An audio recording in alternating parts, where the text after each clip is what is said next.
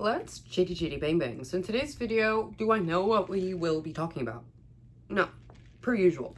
But I do have feelings and I do have thoughts, and why not share them out on the internet so they don't sit in my chest and in my noggin? What do we want to talk about first? I worked today. I was severely disappointed today, but I'm learning that disappointment is a hell of a tool when it comes to encouraging change in others. What do I mean by that? Good question. Me being the wonderful, sensitive human being that I am, I tend to feel the extremes of emotions. So for example, if I'm really happy about something, I tend to be ecstatic about it or overly manically excited about it. If I'm nervous about something, it'll manifest itself as me being petrified and shaking in my boots, nervous, instead of just a little anxious. If I'm frustrated by something, it has a tendency to very quickly turn into rage. So I tend to live in the extremes of these emotions. Very black or white when it comes to my opinions, my thinking, my feelings primarily. But over the past year, I've been trying really hard to operate in the gray scale. It's very unfamiliar territory when all you know is black or white. So mixing the two colors to create gray takes a lot of effort. But what I am learning is that disappointment is a very gray, stable, healthy, reliable emotion. When I'm disappointed, I can't feel an extreme of something. If anything, the extreme feeling I have is, wow, I extremely can't trust you anymore. Wow, looky there. And I'm trying to view it through the lens of amusement, right? Like, wow, you didn't do the very simple thing I asked you to do. Crazy. Wow, I thought I knew you, but I don't. New data for the books, adding it to the collection, but now it's sad, isn't it? When I operate in disappointment, I just have nothing else to say.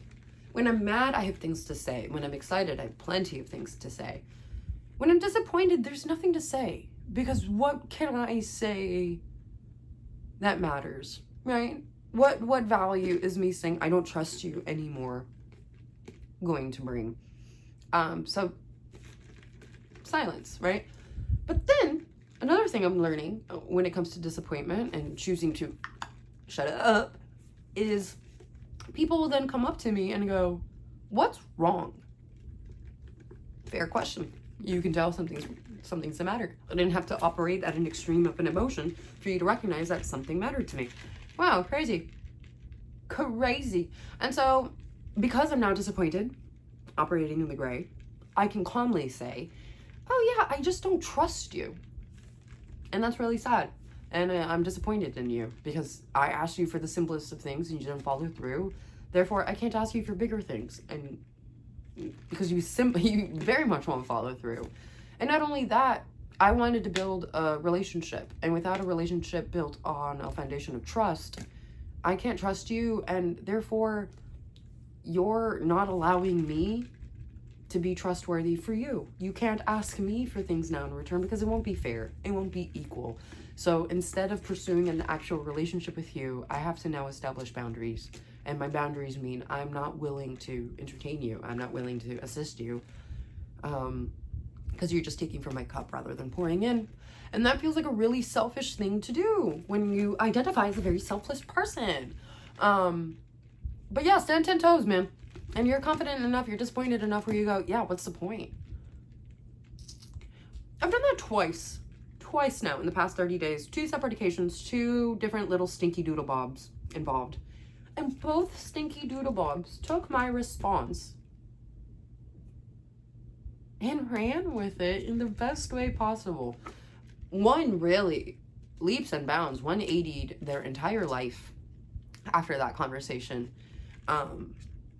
And it has been beautiful to see, and I'm making sure to encourage the behavior and appreciate it. in every way that I can, because wow, what immense change, what a beautiful way to earn back my trust. Not saying that their goal was to earn my trust, but there's enough behavior that, again, I can update the data in your notebook and go, oh, all the times that they disappointed me, now the pros are now, look at all the times that they've impressed me and come like to assist me and followed through, and we're reliable, and now I can deem them as trustworthy. How great is that flip? Same thing happened today. There's this one little doodle Bob stinky baby who I love so much, but at this point it's just like, you break my heart on such a consistent basis that I'm not willing to break my heart for you anymore, so why bother? And again, when they asked me, yo, what's wrong, and I told them, hey, I just don't trust you, and that's such a shame.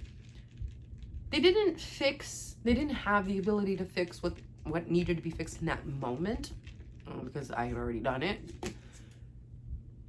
But a task that I had asked of them weeks ago was now their number one priority, and they wanted to make sure that I knew that they had done it.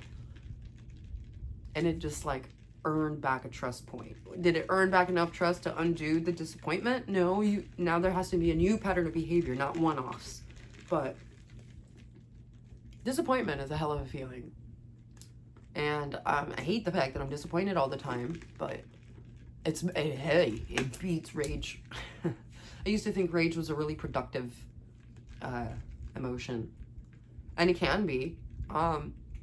When rage is internalized, like when you're super mad at yourself, that's when I think it's a productive emotion, and even then, too much of anything is a bad thing. But rage towards other people, useless, bro. Useless. I'm sure I can think of like 9 different examples right here, right now, about why rage towards others is dumb, but I can also say why rage towards yourself can sometimes be beneficial, but still. Disappointment will get you a lot further.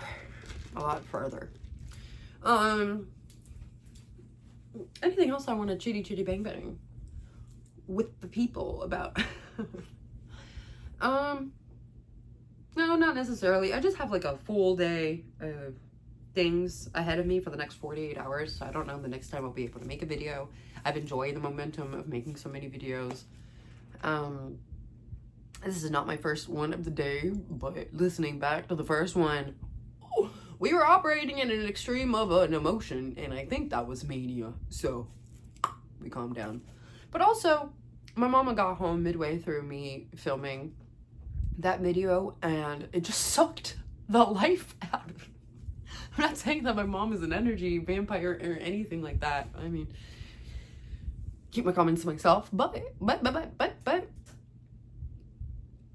I think it's important to document somewhere so that if it ever does happen, I can serve as a testimony. But my Hail Mary miracle prayer is that God, Jesus, the Holy Spirit, somebody open up such a miraculous door that I am able to no longer live at my mama's house.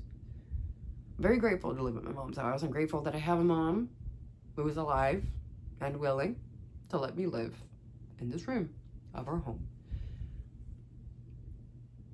But how much more willing and grateful and happy would I be to have the freedom of living by myself, debt-free, where my animals can live full, fulfilled, peaceful, happy lives, and I can too, without the feeling of being micromanaged or supervised or surveillanced or questioned or accused or monitored or any of that. I would love freedom, but the way my credit score is built and my rental history is set up, that won't happen for quite some time. But how lovely of a miracle would it be if God could just open a door and say, you know what, kid, it's been 1.5 years. I think you're ready. And I know you've been working really hard towards it on your own, but I'm here to show you that I'm able to open up a door. But something I think about too is that if God really is my father, and God really is paternal, and he can see into the future, just like a dad can see into the potential college that his toddler might get into, you know? So it's not far-fetched to say that God can see into the future. If God knows me, he knows my heart, he knows my brain, and he hasn't given me a home, it's for my better, it's for my best self, it's for the better. And I guess I keep trying to take things into my own hands and like speed up the process and prove that I am good and prove that I am ready and prove that I can go if he could just open a door.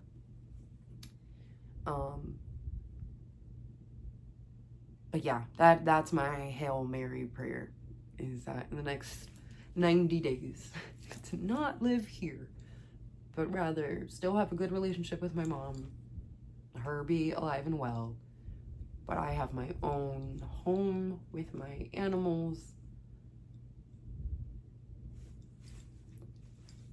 and able to survive off of it all by myself, and God, of course. But that's my Hail Mary. Sorry this video was nowhere near as funny as all of my other content has been recently. I'm a typically very hee hee ha ha kind of girl, but just in a weird headspace.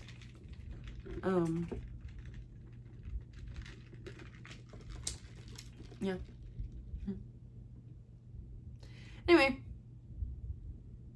I have nothing else to talk about, and I wish I could be funny, but I cannot. So you got a very honest video out of me today. You always do, but I'm very vulnerably honest today. No hee hee ha ha's to hide behind. Will I be making a video again soon? Probably, but no time frame. Thanks for being here. Thanks for watching.